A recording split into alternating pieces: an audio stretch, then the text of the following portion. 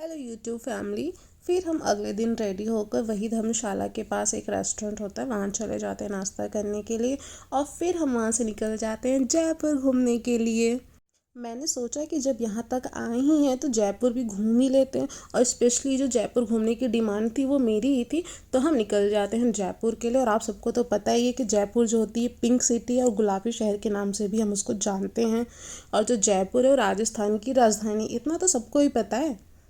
जयपुर में बहुत सी अच्छी अच्छी हिस्टोरिकल प्लेसेस हैं घूमने के लिए, जैसे कि हवा महल हो गया, आमेर का किला हो गया, जयगढ़ का किला हो गया, जंतर मंतर हो गया।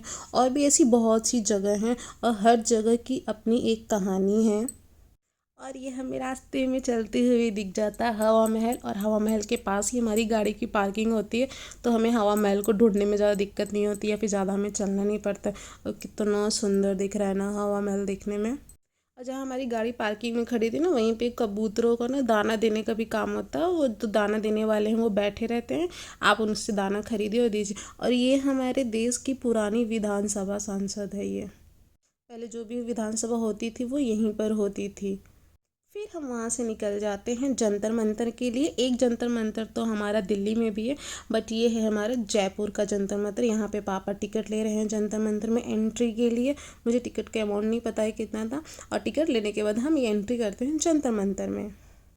जंतर मंतर ये जो जगह है ना, ये महाराज सवाई जय सिंह द्वितीय ने ही 18वीं शताब्दी में बनवाया था। और इसको बनाने में मतलब 1728 से 1734 के बीच का जो समय था, इसको बनाने में इतना समय लगा था। और इसमें ऐसे ऐसे इक्विपमेंट बनाए गए थे ना, जो समय मापने के लिए, ग्रहों की भविष्यवाणी करने के लिए, तारों की जो स्थिति होती है ना, जो आजकल हम एक उसके लिए अलग अलग इक्विपमेंट आ गए, इतनी टेक्नोलॉजी बढ़ गई।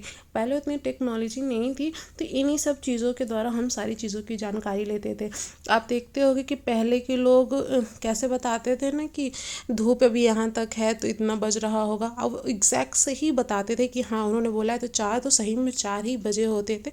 तो ये वही सब चीज़ें हैं, ग्रहों की चाल कितने बज रहे हैं, क्योंकि पहले इतनी घड़ी भी नहीं होती थी, सब चीज़ें नहीं होती थी। और ये जो आप सामने देख रहे हैं ये है व्याख्या केंद्र। इसके अंदर हम अभी जाएंगे तो आप देखेंगे कि यहाँ पे जितने भी पूरा जंतर मंतर है ना, तो उसका एक पूरा मॉडल बना हुआ है, पूरा उसके बारे में एक्सप्लेन किया हुआ है।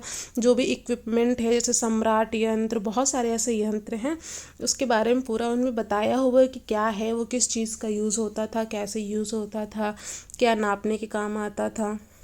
जैसे कि उसमें आपको एक सम्राट यंत्र भी देखने को मिलेगा, जो कि दुनिया की सबसे बड़ी सूर्य घड़ी है। ये आप देख रहे हैं जो पूरा का पूरा जंतर मंतर एरिया है ना, हम लोग वो पूरा एरिया इस मॉडल के थ्रू, जहाँ पे मैंने ये फिंगर रखा हुआ है ना, हम इस टाइम जिस बिल्डिंग के अंदर खड़े थे ना, वो वही जगह है जो कि व्याख्या केंद्र। यहीं से हमको सारी चीज़ें इसमें सब एक्सप्लेन किया हुआ था, पूरा जंतर मंतर के बारे में पूरा ईच एंड एवरीथिंग आपको पूरा डिटेलिंग दिया हुआ था। क्या जगह है, कौन सा यंत्र है, किसने क्या बनाया, तो उसमें सब आपको देखने को मिलेगा। ये सब आप इक्विपमेंट्स देख रहे हैं। हम लोग जो आज के टाइम पे जो मैथ्स के स्टूडेंट होंगे वो सब देखते हैं। जैसे ये देखिए चूड़ा यंत्र है ना, इसके बारे में आप देखिए सब लिखा हुआ है। या आकाश में सूर्य के लिए हर एक चीज़ का अपना अपना मेजरमेंट होता था, लोग करते थे। यहाँ पर पापा मम्मी को कुछ बताते हुए इस चीज़ के बारे में, मुझे इसकी जानकारी नहीं है। और फिर ये रहा हमारा पूरा जंतर मंतर का व्यू, जो कि दिखने में बहुत अच्छा था, और उसको उन्होंने बहुत अच्छा मेंटेन भी किया हुआ है। लेकिन इतनी धूप थी ना कि हम लोग बहुत ज़्यादा थक गए थे धूप के कारण। इस जगह को जो आप देख रहे हैं, इसको बनाने में कितना मेंटली स्ट्रेस लगा, या फिर मैंने कि मेंटली उन्होंने कितना अपना दिमाग इसमें लगाया होगा, तब जा कर के ऐसी क्रिएटिविटी बनी होगी। जो कि पूरा इक्विपमेंट एग्जैक्ट जो चीज़ें होती थी वो हमें पता चल जाती थी। और इसी के बेस पे आई थिंक आज के टाइम पे जो हम घड़ी यूज़ करते हैं, जो भी चीज़ें यूज़ करते हैं नापने के लिए, चाहे वो दूरी नापना हो, चाहे वो लंबाई नापना हो, चाहे डायरेक्शंस के बारे में जानना हो, चाहे हमें अपने गैलेक्सी के बारे में जानना, हर एक चीज़ हम देख रहे हैं। यहाँ पे आपको नंबर्स दिखाई देंगे मेज़रमेंट के लिए, ये छोटे छोटे नंबर दिखाई दे रहे हैं ना, जैसे हम लोग स्केल वगैरह यूज़ करते हैं, कंपास वगैरह यूज़ करते हैं ना, सेम वही चीज़ें हैं, बट ये दूसरे तरीके में हम उसको छोटे रूप में यूज़ करते हैं। ये है हमारा चक्र यंत्र, यानी कि सर्कल में है, इसको हम लोग चक्र यंत्र के नाम से जानते हैं। इसके अंदर आप देख रहे हैं कैसे मेजरमेंट हुआ है, कैसे कैसे लाइन गए हुए हैं। हालांकि मुझे इतनी मैथ्स की नॉलेज नहीं है, इसलिए मैं उतना ज़्यादा आपको डिटेल नहीं बता पा रही। मेरे हस्बैंड तो मोबाइल में ही यूट्यूब खोल लिए थे और इसके बारे में देखते जा रहे थे, पढ़ते जा रहे थे, देखते जा रहे थे, पढ़ते जा रहे थे, और मुझे ही बताते जा रहे थे, देखो ये चीज़ ऐसे, वो चीज़। फिर वहीं जंतर मंतर में आपको एक ये स्टोर जैसा मिलेगा जो कि गवर्नमेंट का है, बट इतना महंगा कि आप कुछ भी नहीं ले सकते हो भाई। 1,000 की